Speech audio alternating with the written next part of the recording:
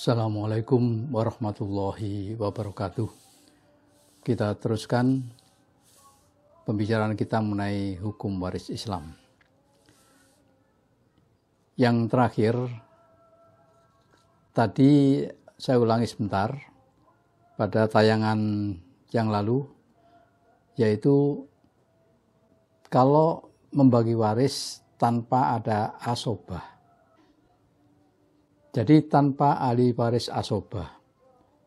Bedanya kalau ada ahli waris asobah, anak laki-laki atau ayah itu jadi asobah, maka sisa dari pemberian kepada ahli waris yang lain itu diberikan kepada asobah, yaitu anak laki-laki atau anak perempuan sama laki-laki atau ayah, itu asobah. Sekarang kalau tidak ada ayah, tidak ada anak laki-laki, maka ini pembagian ahli waris tanpa asobah, pembagian harta warisan tanpa asobah. Harta waris dibagi secara aul atau dibagi secara rat. Penjelasannya menurut kompilasi hukum Islam, apabila dalam pembagian harta warisan di antara para ahli waris dzawil furud menunjukkan angka pembilang lebih besar daripada angka penyebut, maka angka penyebut dinaikkan sesuai dengan angka pembilang, dan baru sesudah itu harta warisan dibagi secara aul menurut angka pembilang, yaitu pasal 192 KHI. Ini rumusan pasal ini agak sulit untuk ditangkap, tapi nanti dalam praktek akan lebih mudah kita lihat. Nah ini, bagi waris secara aul. Jadi kalau pecahan terakhir, pembagian pada pecahan terakhir itu 2/12 tambah 3/12 tambah 8/12, maka hasilnya adalah 13/12. Berarti jumlah itu hasilnya adalah lebih dari 1. Kalau pas 1 kan 12/12. Ini lebih dari 1. Sehingga kalau saudara membagi waris semacam ini, saudara rugi, karena saudara membagi lebih banyak daripada harta peninggalannya, harta warisannya. Oleh karena itu, menurut sistem hukum Islam, ada cara pembagian secara aul, yaitu angka pembilang 13 itu dijadikan angka penyebut. Jadi diturunkan ke bawah, jadi 13-nya ke bawah, kita kembali pada pecahan semula, 2/12 itu menjadi 2/13. 3/13, 3/12 jadi 3/13. 8/12 menjadi 8/13. Sehingga totalnya adalah 13/13. Maka pembagian akan habis dibagi. Jadi walaupun tidak ada asobah, tapi dengan cara aul ini, maka harta warisan bisa dibagi habis. Ini cara aul. Jadi cara aul adalah pembilang itu dijadikan penyebut untuk pecahan yang baris kedua itu. Jadi angka pembilang dijadikan penyebut, maka genaplah menjadi 1, bukan ada ganjil lagi. Ini cara pembagian waris secara aul. Sebaliknya, pembagian waris secara rat, kalau ada dalam kompilasi hukum Islam menentukan, jika angka pembilang lebih kecil daripada angka penyebut, maka pembagian harta warisan tersebut dilakukan secara rat, yaitu sesuai dengan hak masing-masing ahli waris, sedang sisanya dibagi secara berimbang di antara mereka. Pasal 193 KHI. Jadi ini sama dengan bagi secara aul tadi, cuman kalau rat ini pembilangnya lebih kecil daripada penyebut.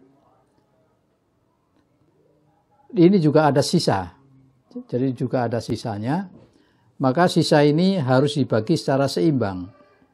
Dibagi secara seimbang, kalau dalam pecahan ini, contoh ini, maka harus 2/12, 3/12, 8/12, ini artinya seimbang itu.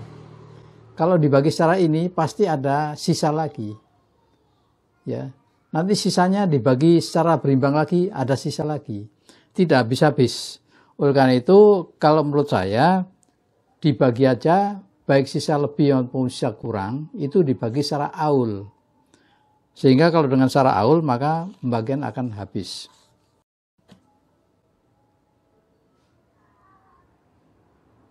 Ini bagi secara rat ya, bagi secara rat. Tapi kita terapkan juga secara aul, sehingga langsung habis harta warisan tersebut. Terakhir itu kan sama ya.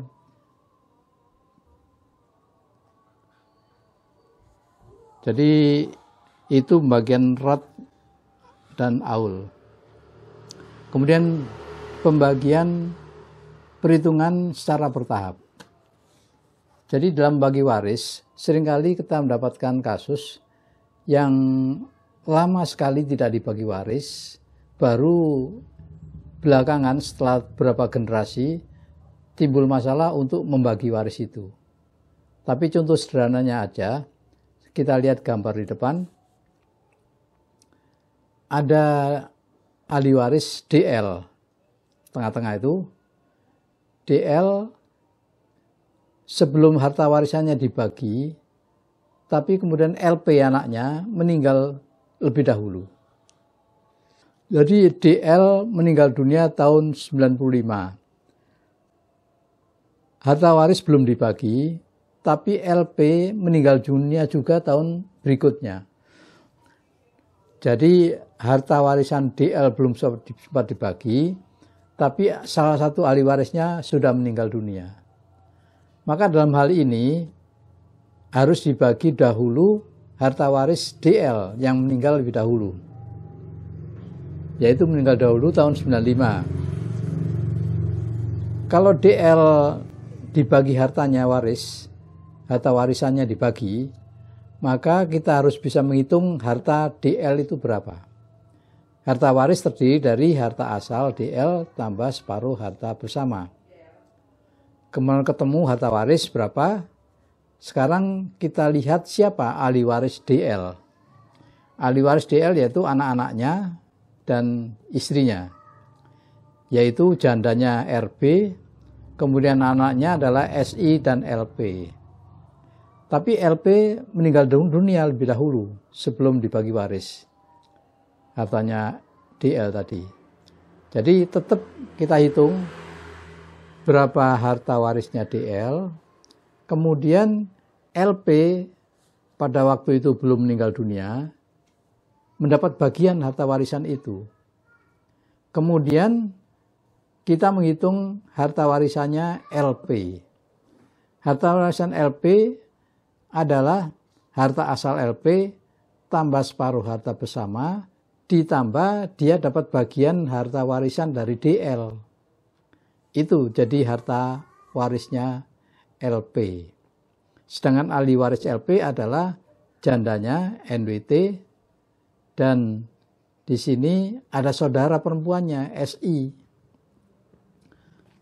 Jadi itu adalah harta warisannya LP, terdiri dari harta asal tambah separuh harta bersama, ditambah dia dapat harta warisan dari DL. Kemudian kita bagikan pada ahli warisnya yaitu SI dan NWT. Demikian seterusnya kalau ini contoh bertahap cuma 2 bertahap, tapi kadang-kadang bisa tahapnya lebih dari 2. Bisa turun-temurun baru dibagi waris. Tapi caranya tetap sama, yaitu dibagi harta waris dari yang meninggal lebih dahulu. Siapa yang meninggal lebih dahulu dibagi waris dulu. Baru turun ke bawah. Jadi begitu cara pembagian waris menurut hukum Islam. Untuk selanjutnya saudara bisa membaca, menelaah dalam buku-buku yang ada ini. Nah, di dalamnya seperti tadi ada beberapa contoh juga.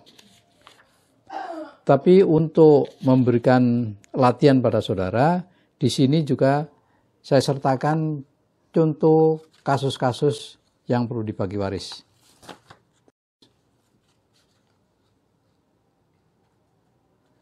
Jadi membagi warisan menurut hukum Islam itu tentukan dahulu siapa pewarisnya. Kemudian dihitung berapa harta warisnya. yaitu separuh harta bersama tambah harta asal. Itu harta warisnya. Kemudian harus dihitung dalam keadaan bersih. Hutang-hutang, wasiat-wasiat sudah dikeluarkan, itulah harta waris. Kemudian kita lihat siapa ahli waris dari pewaris tersebut. Setelah mengetahui siapa saja ahli warisnya, baru kita hitung berapa bagian masing-masing. Ini contoh kasus dari Prawiro Maruto ya. Prawiro Maruto. Pada tahun 1950, Prawiro Maruto menikah dengan Susilowati Wardani secara Islam. Jadi nanti harus dibagi secara Islam. Mereka dikaruniai 2 orang anak, yaitu Sri Kusumastuti dan Santo Hudiono. Pada tahun 70, Santo Hudiono menikah dengan Ani Parwati secara Islam dan tanpa perjanjian kawin. Mereka dikaruniai 4 orang anak, yaitu Putro Hutomo, Dwinanto, Triyono, dan Susanti. Jadi biasanya kasus warisan itu panjang, ceritanya panjang begitu. Nanti kita ringkaskan dalam bentuk gambar. Saya teruskan.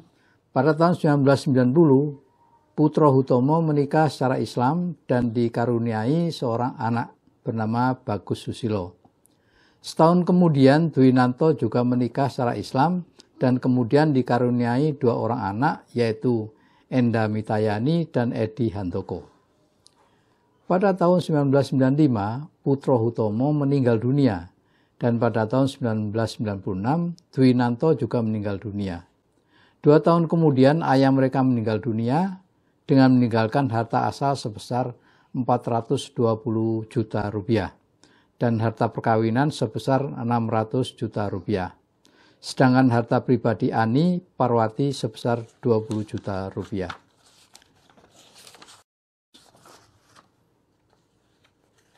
Dari contoh kasus tadi bisa kita gambar silsilah keluarga tadi. Di atas ada PM. PM itu Prawiro Maruto.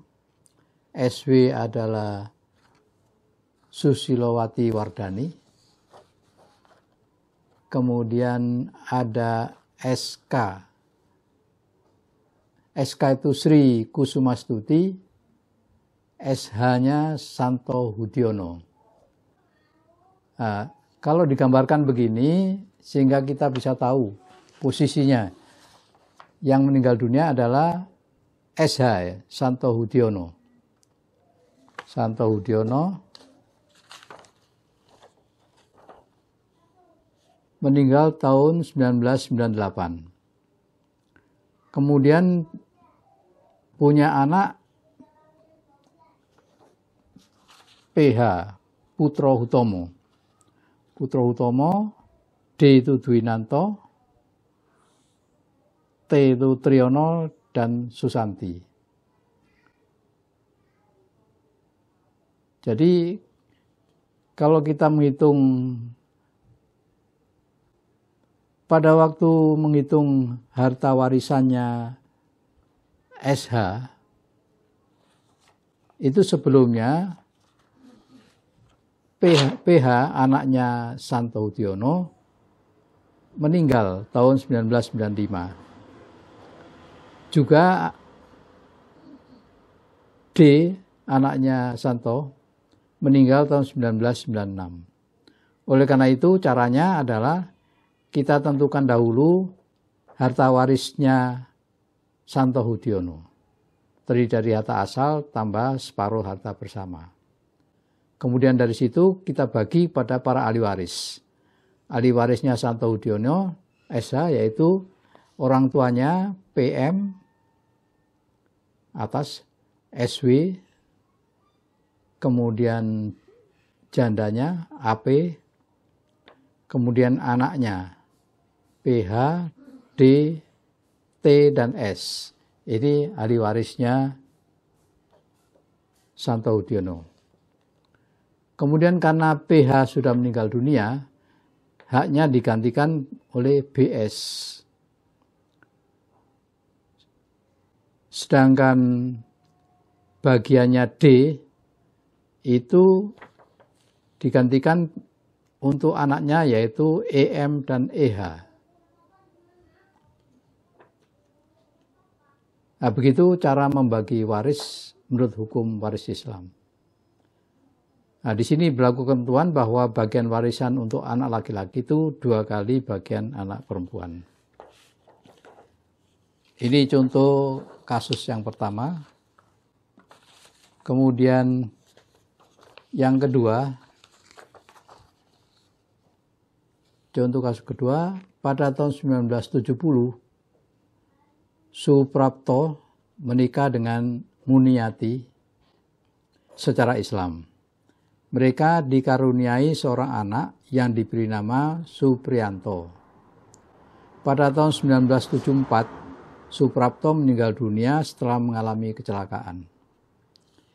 Pada tahun 1976, Muniati menikah secara Islam dengan Budiman, seorang duda yang ditinggal mati istrinya. Duda ini membawa seorang anak bernama Bambang Sutejo. Hasil perkawinan Budiman dengan Muniati menghasilkan 2 orang anak yaitu Joko Utomo dan Putri Utami.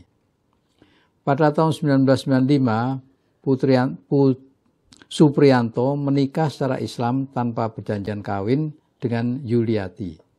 Namun perkawinan mereka tidak berlangsung lama karena pada tahun 1998 Suprianto meninggal dunia. Harta peninggalannya berupa barang tetap dan barang bergerak hasil perkawinan mereka sebesar 500 juta rupiah. Sedangkan harta asalnya berjumlah 650 juta rupiah. Harta istrinya berjumlah 60 juta rupiah. Dari kasus panjang ini bisa kita gambarkan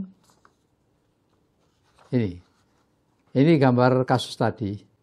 Jadi masalahnya menjadi lebih sederhana, lebih mudah kita lihat.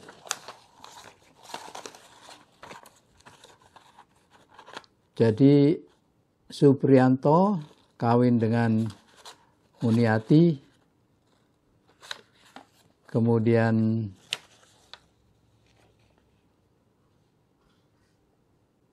Suprianto meninggal dunia, Muniati kawin dengan Budiman,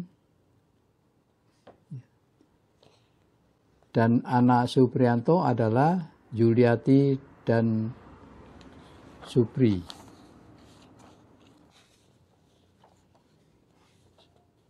Sedangkan anak Budiman adalah JU,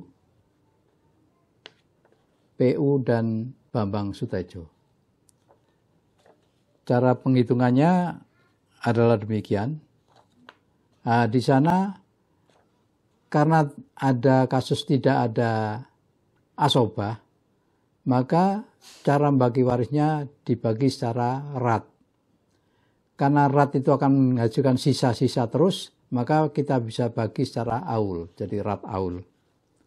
Dengan demikian semua harta warisan bisa terbagi habis. Ini bisa kita dalami, kasus-kasus begini, ini bisa kita baca di buku yang ada. Kemudian contoh kasus yang terakhir adalah mengenai wasiat. Jadi seringkali dalam bagian warisan ini muncul masalah wasiat. Pertanyaannya adalah apakah wasiat itu harus dilaksanakan atau tidak? Wasiat itu wajib dilaksanakan atau tidak? Pernah terjadi suatu kasus, orang tua mempunyai 3 orang anak, 2 orang cewek dan 1 cowok. Sebelum meninggal dengan pesan bahwa rumah yang mereka tempati nanti setelah meninggal dunia jangan sampai dijual, tempati saja bertiga. Setelah betul orang tua meninggal dunia, rumah itu ditempati bertiga, kemudian masing-masing menikah, sehingga di sana timbul ada keluarga-keluarga baru ya.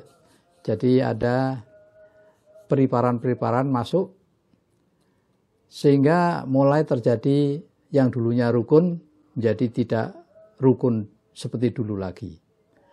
timbul terjadi cekcok-cekcok di antara mereka, sehingga mereka berpikiran bagaimana kalau rumah tersebut dijual saja dan bisa dibelikan 3 rumah, karena rumahnya harganya, nilainya tinggi sekali, sehingga bisa diberikan 3 rumah di tempat yang lain.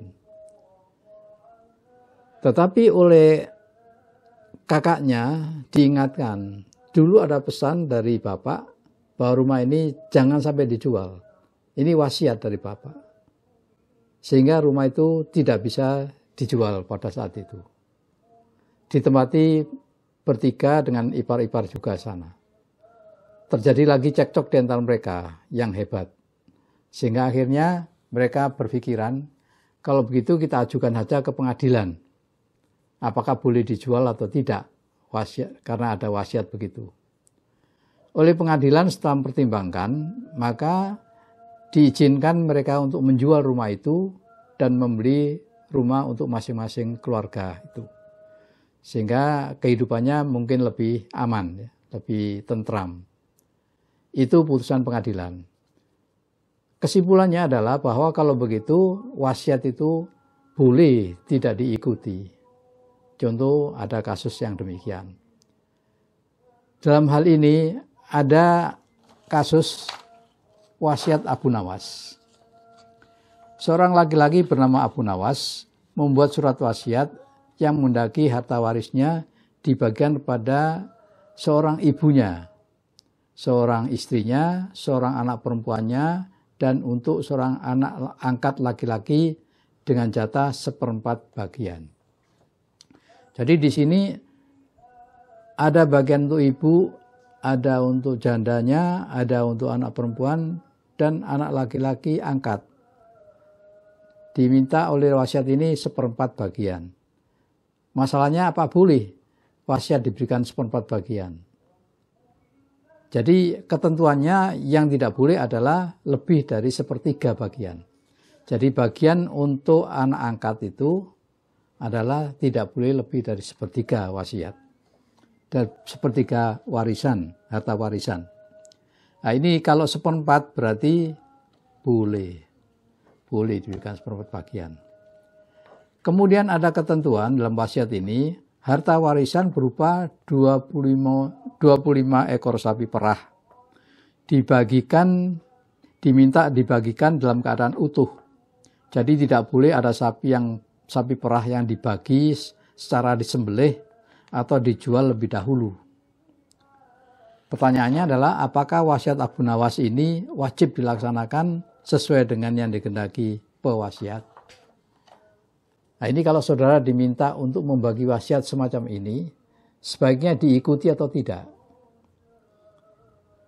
Kalau menurut hukum BW maupun hukum adat, ini sulit untuk dilaksanakan.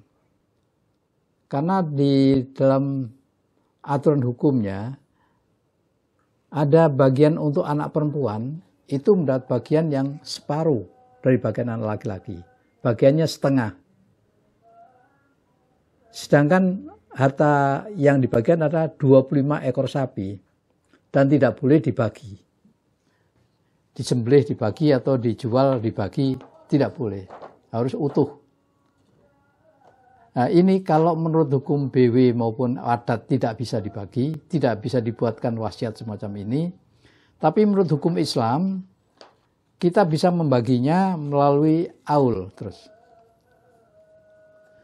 Jadi kita ikuti pembagiannya, bagian untuk ibu itu 1/6, bagian untuk janda itu 1/8, bagian untuk anak perempuan setengah, bagian untuk anak angkat itu 1/4. Jadi ada pecahan setengah tambah 1/8. Jadi ada pembagian. Jadi di sana ada pecahan 1/6 tambah 1/8 tambah setengah tambah 1/4. Pecahannya yang kita samakan penyebutnya adalah jadi 4/24 tambah 3/24 tambah 12/24 tambah 6/24 sama dengan 25/24. Kalau kita bagi secara aul, maka pembilang 25 itu kita jadikan sebagai penyebut. Sehingga pecahannya menjadi 4/25 plus 3/25 tambah 12/25 tambah 6/25.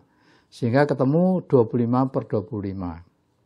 Sehingga bagian untuk ibu adalah 4/25 kali 25 sapi sama dengan 4 sapi. Bagian janda 3/25 kali 25 sapi sama dengan 3 sapi. Bagian anak perempuan 12/25 kali 25 sapi sama dengan 12 sapi. Dan anak angkat 6/25 kali 25 sama dengan 6 sapi. Jadi pembagian yang diminta oleh wasiat tadi bisa dilaksanakan dengan cara bagi secara aul menurut hukum waris Islam. Demikian jadi pembagian waris menurut hukum Islam.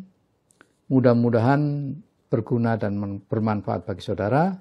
Untuk selanjutnya, saudara diminta untuk mempelajari dalam buku yang ada.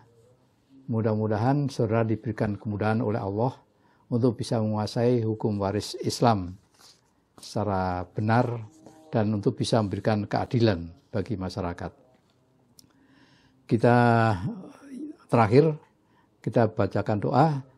Subhanakallahumma wa bihamdika ashhadu alla ilaha illa anta astaghfiruka wa atubu ilaik. Mudah-mudahan banyak guna dan manfaatnya dan mohon maaf apabila ada kesalahan. Wassalamualaikum warahmatullahi wabarakatuh.